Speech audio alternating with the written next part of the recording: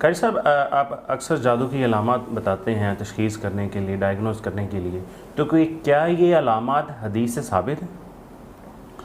عدنان بھائی بہت اچھا سوال کیا آپ نے جی. یہ سوال اکثر لوگ پوچھتے ہیں کہ جی آپ سمٹمز بتاتے ہیں، علامات بتاتے ہیں کہ جی جادو کی یہ علامات ہیں. اصل میں نا اس کا مقصد ہے کہ عام بندہ سمجھ جائے کہ جادو جنات کے معاملات کیا ہیں، وہ سمجھ جائے کہ جادو جنات کو پہچاننے کا جو شارٹ کٹ طریقہ ہے وہ کیا ہے. جی. وہ معالجوں کے پاس عاملوں سے حساب نہ کروائے، حساب کروانے جائے وہ خود حساب کر سکے. ہماری تو سوچ یہ ہے. ان کی سوال کرنے کی وجہ بھی یہی ہوتی ہے نا کہ شرعی علاج میں علامات کا یہ معاملات جو ہوتے ہیں کہیں ہم غلط طرف تو نہیں جا رہے، وہ اسی لیے سوال پوچھتے ہیں کہ کیا شرعی علاج میں بھی علامات وغیرہ ثابت ہیں؟ میرے بھائی علاج جو ہوتا ہے نا وہ معاملات میں آتا ہے، وہ دنیاوی معاملات میں آتا ہے. آپ کوئی بھی علاج لے لیں، آپ کو یہ کبھی نہیں پوچھا جائے گا کہ آپ یہ انجیکشن لگوا رہے ہیں، یہ کیوں لگوا رہے ہیں، کدھر لکھا ہوا ہے. ٹھیک ہے، کیوں؟ کیونکہ شریعت نے ہمیں ایک بارڈر لائن دے دی اور اس کے بعد بتا دیا کہ اس کے اندر رہ کے علاج کرنا ہے. ٹھیک ہے، آپ کو کبھی نہیں پوچھا جائے گا کہ یہ گولی کھا رہے ہیں تو کیوں کھا رہے ہیں، اس کا شریعت نے بتایا نہیں. حالانکہ ہمارا دعویٰ ہے کہ ہم علاج جو ہے وہ حرام چیزوں سے نہیں کرتے.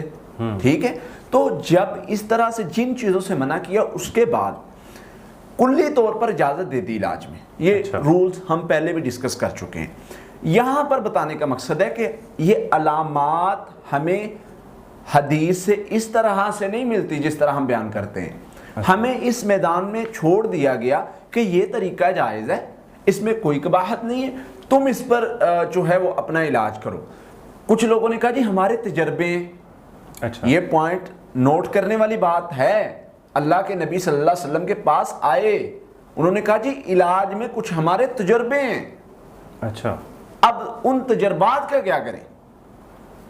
آپ نے فرمایا میرے سامنے پیش کرو وہ سارے تجربات کا، وہ تجربات، وہ دم، وہ چیزیں میرے سامنے پیش کرو. اگر ان میں شرک نہیں ہے تو جائز ہے. تو بھائی ڈاکٹر غیب نہیں جانتا ہوتا، حکیم غیب نہیں جانتا ہوتا. ٹھیک ہے، وہ سمٹمز دیکھتا ہے. تو ہم نے اس پر اچھا مجھے یہ بتائیں کہ حکیم کو کیسے پتا چلا کہ یہ بیماریوں کے یہ سمٹمز ہیں؟ اس کے ایکسپیرینس ہے، اس نے ریسرچ کی ہے، اس نے جو پہلے والے اس فیلڈ کے ایکسپرٹ تھے ان کو پڑھا ہے، ان پر دیکھا ہے، پھر اس نے اپنی ریسرچ کی اور پھر جا کے وہ اس نتیجے پر پہنچا ہے کہ بھائی اس کے سمٹمز یہ ہیں. بس اوقات بیماریوں کے سمٹمز ملتے جلتے ہوتے ہیں. تو ہماری یہی کوشش ہے نا بھائی، ہماری یہی کوشش ہے. ہم یہ تو نہیں کہہ رہے کہیں آپ مجھے دکھا دیں کہ جی حدیث نے بتایا کہ یہ علامت جادو کی ہے. نہیں، ہم یہ نہیں بتاتے. ہم یہ کہتے ہیں میرے بھائی کہ ہم جو علاج بتا رہے ہیں وہ علاج وہ ہے جو نبی صلی اللہ علیہ وسلم نے بتایا ہے. لیکن اس چیز کو پہچاننا، اس چیز کو جاننے کے لیے ہمیں اس رولز جو بتائے ہیں ان سے نکلے بغیر جو ہے وہ اپنے تجربات کے ذریعے ہم پہچان سکتے ہیں کہ ہمارا جو طریقہ کار ہے وہ جو ہے وہ شریعت کے منافی نہ ہو اور ہمیں اجازت دے دی گئی. اب ہم اپنی ریسرچ اس پر رکھتے ہیں اور اس کے بعد جو ہے رزلٹ نکالتے ہیں. اور یہ 1 2 4 مریضوں کا تجربہ نہیں ہے، اس پر ہم نے ہزاروں مریضوں پر تجربہ بھی کیا، اس پر ہم نے ریسرچ بھی کی اور احادیث کو بھی دیکھا. جب ہم احادیث کو دیکھتے ہیں تو کہیں نہ کہیں کوئی پوائنٹ ہمیں ملتا ہے. اللہ کے نبی صلی اللہ علیہ وسلم میں خواب برا دیکھتے ہو، کوئی اس طرح کی چیز دیکھتے ہو تو یہ پڑھا کرو، یہ دعا پڑھا کرو، اعوذ باللہ من شر الشیطان وشر. اب ہمیں سمجھ آئی کہ بھئی خواب برا ہم جو دیکھتے ہیں یا اس طرح کا خواب دیکھتے ہیں اس میں ہمیں جو چیز بتائی گئی ہے اس میں ایک تو شیطان کے شر کا ذکر ہے، بالکل ایسے. دوسرا خواب کے شر کا کیوں ذکر ہے؟ خواب میں کیا شر ہے؟ تو کہیں نہ کہیں آپ کو یہ کڑی ادھر ملتی نظر آئے گی.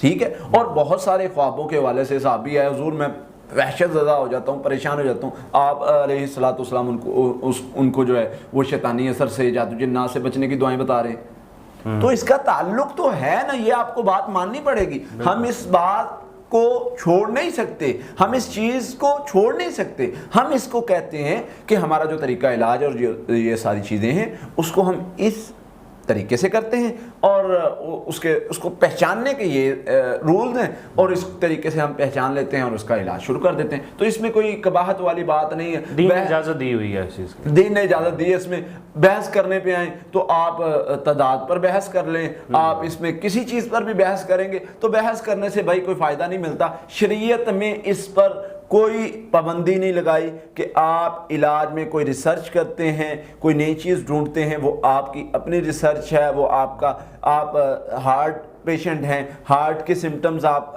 ڈھونڈتے ہیں اور دوسرے معاملات کو ڈھونڈتے ہیں, تو وہ آپ کا اپنا مسئلہ. بیسک رول یہی ہے کہ صرف اس میں شرک نہ ہو.